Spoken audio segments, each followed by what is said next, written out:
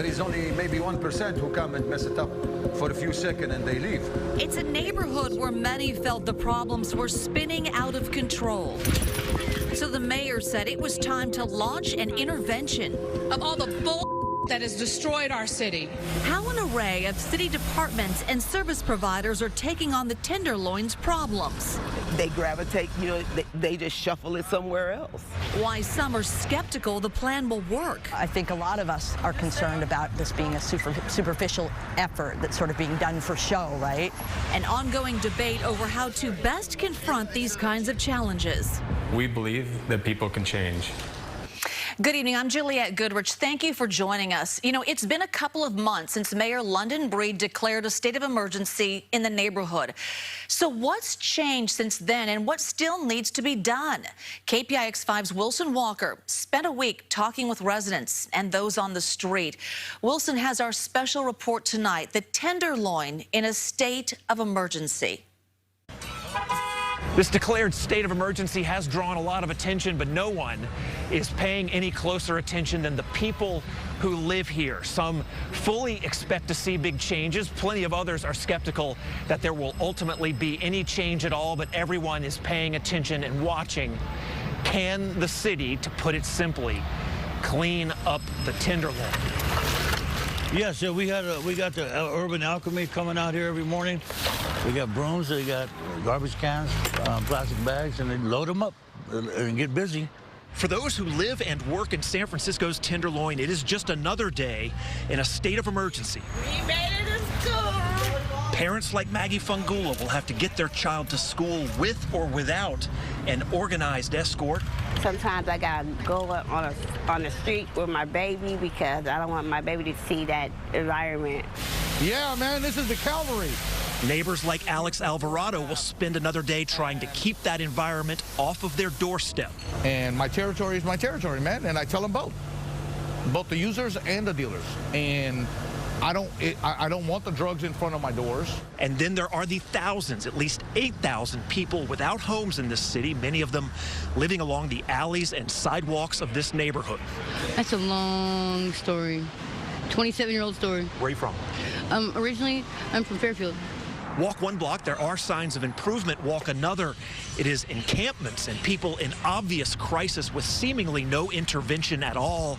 The Tenderloin looks a lot like a city wrestling with an emergency decades in the making. As part of the city's program, the homeless were to be temporarily housed in hotels. 1,000 units right here in the Tenderloin being rehabilitated into good. These are very entrenched problems, both from at a community level and at an individual level. Mary Ellen Carroll is Director of Emergency Management, the department currently in charge of carrying out the operation launched in December by Mayor London Breed. A public safety command that will be specifically targeted at the Tenderloin community. And we are past the point where what we see is even remotely acceptable. And so what we're trying to do is raise the bar for the Tenderloin, for everyone who's there. And what we hear from the community is that they're pleased to see some changes happen, and they need to see more. I see an improvement of cleaning the streets, of washing the sidewalk. The plates, the food containers, the drug paraphernalia. We've heard some high marks from neighbors in one regard, and that is the cleaning blitz. Finding a street blocked for a pressure cleaning crew is part of daily life here now, and a lot of neighbors love it. Having the clear path to be able to see a couple of blocks down is a blessing. They clean up everything. After 1 hour, they come back, it's some more garbage is there. So they are doing something good, but they have to be on a daily basis. They're cleaning up their streets first, right? Now, what they do with the people that are here causing it, I'm not sure. Cleaning the streets and sidewalks was never going to be the hard part. The trash is largely a byproduct of the city's larger, long-standing problems that have been pushed into this neighborhood. Homelessness and the drug epidemic that has claimed more than 1,360 lives in the past 2 years. You know, there's people that you look around, it's like people look like zombies, and you know, but they're human beings. They're someone's son, someone's daughter, husband, mother or father. So the emergency continues as neighbors watch and ask their own questions about what's being done, what comes next. Where are you going to push them to? They have to go somewhere. You have to have a place for them. What do you think it'll take to make a difference out here? A lot of help. A lot of help. Part of the help promised here is for those just going about their daily lives, but delivering on that is clearly going to depend on getting help to those struggling on the streets. So, are they getting help? Well, what they've done for me is they've provided me an opportunity for housing. From block-by-block outreach to the Linkage Center, how many people are getting off the street? How many people are getting into drug treatment? That's a tough question because I don't want to continue doing drugs forever, obviously. And then there is the drug market. It is consistently a struggle. We're still having conversations with a number of law enforcement agencies to try and help combat it. How the drug problem is moving when our look at the Tenderloin state of emergency continues. It's about trying to meet people where they are. It's about trying to do what's necessary to support those who are struggling. That's Mayor London Breed discussing San Francisco's efforts to reach drug addicts and what is effectively the city's first safe injection site. One main objective of the emergency plan is to accelerate the delivery of help to those who need treatment or shelter. And that's where Wilson Walker continues our coverage. Well, they told us we have to move every day, at least twice a day. They come back at 2:30 to make us move again. Another day, another pressure washing for the 300 block of Hyde Street. And that means Jasmine will be packing up and making way for emergency management, public works, and a team of outreach workers. When they do come through here and clean everybody off the sidewalk, are they offering people help? Yes, everybody. Everybody. They're trying to help everybody that they can. I mean, how much help it might be is another story, right? But they're offering it. Well, what they've done for me is they've provided me an opportunity for housing. For Gordon, help came from the centerpiece of this initiative, the Tenderloin Linkage Center in Civic Center Plaza, now open for about 7 weeks. At the beginning of this, we didn't even know if anyone would want to show up.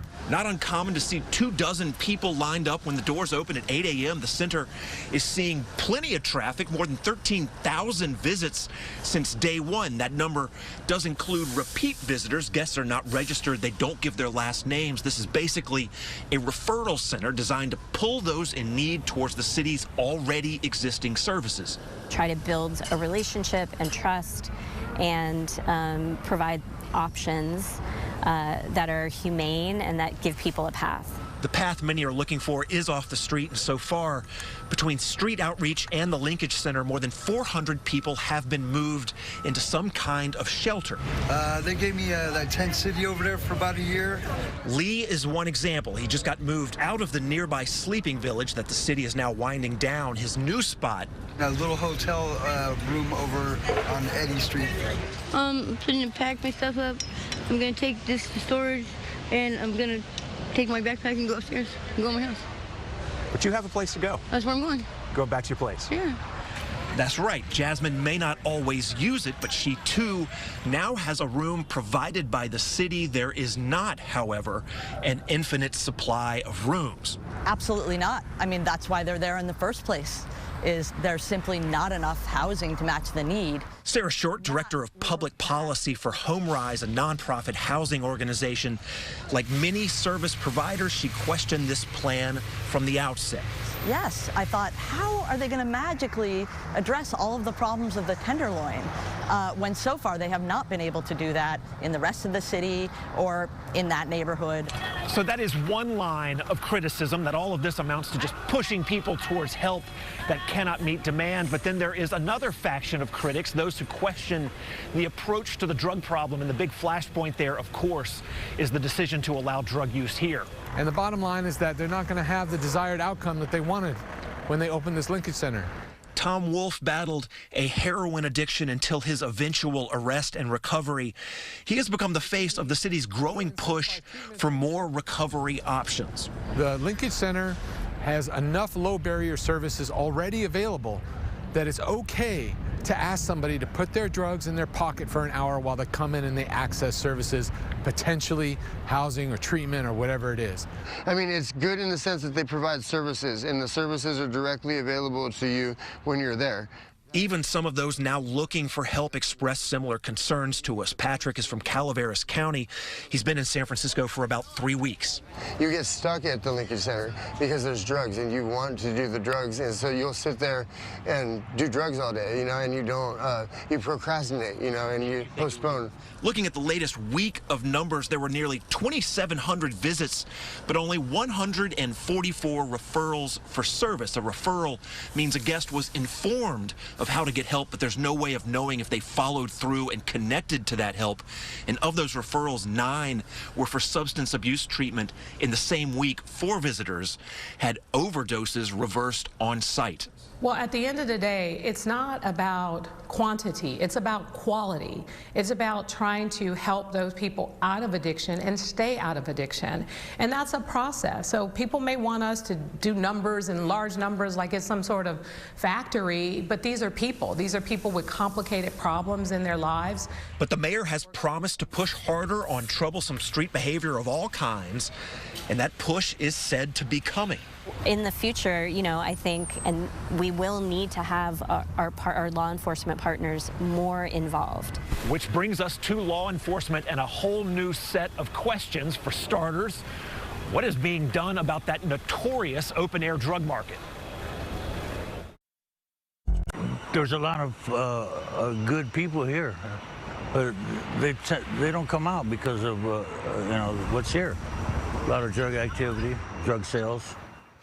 Neighbors say it keeps a lot of people inside, and it's one area where the mayor admits the city is struggling and needs help. Open-air dealing is not new to the Tenderloin, but a lot of longtime residents will tell you the problem has exploded in recent years. Wilson Walker continues our coverage with the drug dealers on the move. Well, yesterday when I was dropping off to school, Honduran asked me, did I want to buy drugs? And I said, I don't do it. Make you mad? It made me upset. It made me real upset because what makes you ask me that question with my daughter? What make you think I take drugs? Because I'm black and my color of my skin? For many, it is the main source of anger and frustration, the sheer amount of drugs being sold and used across a sprawling open-air drug scene that covers much of the Tenderloin and neighboring south of Market. The demand needs to be met by supply, you know. And you're like, what are all those guys doing out there? Well, you know, they're out just, you know, some are doing drugs, some are selling them, some are buying, and it's just constant. And San Francisco is on a way higher level than, you know, anywhere that I'd ever been. You could, if you worked at the Fed building, you could look outside your window and say, I can go downstairs and get anything I want right now. And then after 6 o'clock, there's a guy party down out there. The federal building is one notorious corner. Another is right across the street from the federal courthouse. Even if you move them from this corner, they cannot go to another corner. I mean, it's cat and mouse. Business owners like Stu Barkuki say the effort to keep dealers away looks a lot like the endless task of keeping the streets free of trash. Catch 2 or 3 and 2-3 days, and the same person is out back in the same sidewalk and the same block. San Francisco police have added about 10 officers to the neighborhood, but there hasn't exactly been a dramatic crackdown. The city's dashboard shows narcotics arrests are pretty steady, about 10 to 20 each week, while the amount of drugs taken off the street has increased. Nonetheless, dealers are still everywhere. If the cops are coming on bicycles around the corner, you'll see them in waves. There'll be 20 to 30 first, and then you'll see another 15 or 20. I believe the SFPD doesn't have enough manpower to control it once for all. It takes more. It takes an army. An army. It takes an army. And we don't want to see the army in the streets of San Francisco. That's for sure. There are still a lot of drug dealers in that neighborhood. I mean, that is the one thing that I think most people are kind of unified in the outrage on. And yes, there are arrests, but honestly, the numbers are incredible. How do you put a dent in that kind of drug market? Well, part of putting a dent in it is just we can't handle this on our own on the local level. We need assistance from, you know, the state and the federal government, whether it's financial resources, whether it's incentives for adding additional officers, or if it's providing support from the feds to help crack down on, you know, what we know is very much problematic. This is clearly a problem that has not gone away, but that is not to say that dealers are on every corner these days. Before Urban Alchemy came, this was the worst block in the world. If they weren't here, we wouldn't have been able to walk up here. I get the feeling they're the de facto security force in this neighborhood. They are. Fawn Langafor credits Urban Alchemy with clearing the dealers from her block of Turk Street. The neighborhood ambassador group, under contract with the city, patrols several strategic corridors. They help kids get to school. It's not uncommon to see them helping seniors across the street, and their sidewalks are remarkably clean. And what's interesting is even on that block, there's not even a thing of a cigarette butt or anything on their block. They keep it clean. It's completely clean. And then you go our block, there's so much trash on our block, they come and clean it every couple of days. Even if you're just passing through, this divide is hard to miss. The area is patrolled by Urban Alchemy and those that are not. And if you ask people living here what they think of the overall progress being made, it may have a lot to do with where they live. Do they happen to live on a block where the problems have maybe been pushed down the street a little bit? They gravitate, they just shuffle it somewhere else. When the Urban Alchemy came in, they pushed everybody this way. But everybody isn't just all the dealers. It is also a continuous wave of drug users. You got people coming from everywhere, Santa Rosa, Seattle, everywhere to come. I mean, I'm not talking about fentanyl to each his own, right? But to come and get high on this little side street over here, you know what I'm saying? If they want to straighten all this up, it means everybody that they see like us getting high right now, you're gonna go to jail, you're gonna get a ticket. Really? Yeah, we were just talking about that before you showed up. Is like back in the day, it's like we'd maybe peel off to the side somewhere else to get high, not just sit down right here and wherever. But that's, yeah, they can clean it up, of course. You, as someone who is out here, you think it's time for the city to crack down? Yeah, of course. You think I want to see my city all up like this? The casualties are in every direction, so what should be done about the people that we pass every day who are clearly in need of help? And it's going to require us to recognize that there's a subset of people on the street that require intervention. How the Tenderloin emergency is driving a debate over how to respond to the drug crisis. And then there are some things people actually agree on. The problem in San Francisco is that there's very poor data about homelessness here and about what the city's doing.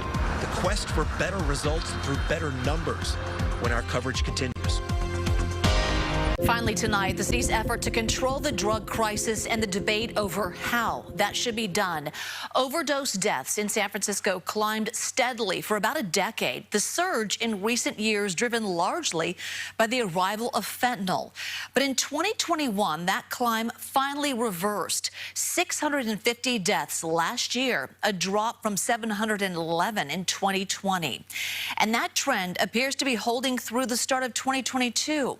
You see the January comparison, the numbers down from last year.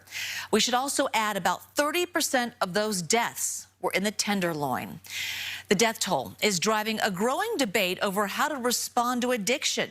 As Wilson Walker reports, some say it is time to diversify the city's approach. As a city, it's important to focus on the needs of everyone, and there's been a subsection of people that have been overlooked, and that's formerly incarcerated and justice-involved people seeking a new way of life. After a 20-year drug struggle in and out of jail and prison, Steve Adami now works for the San Francisco Adult Probation Department, and today he is walking us through one of the city's newest recovery options. This program was designed in response to the needs of the community, and we set out to create a safe space for people who were trying to get away from all drugs. So in theory, we're all kind of moving up the mountain together, healing and getting better. The therapeutic teaching community is abstinence-based, and this is the first time the city has tried it.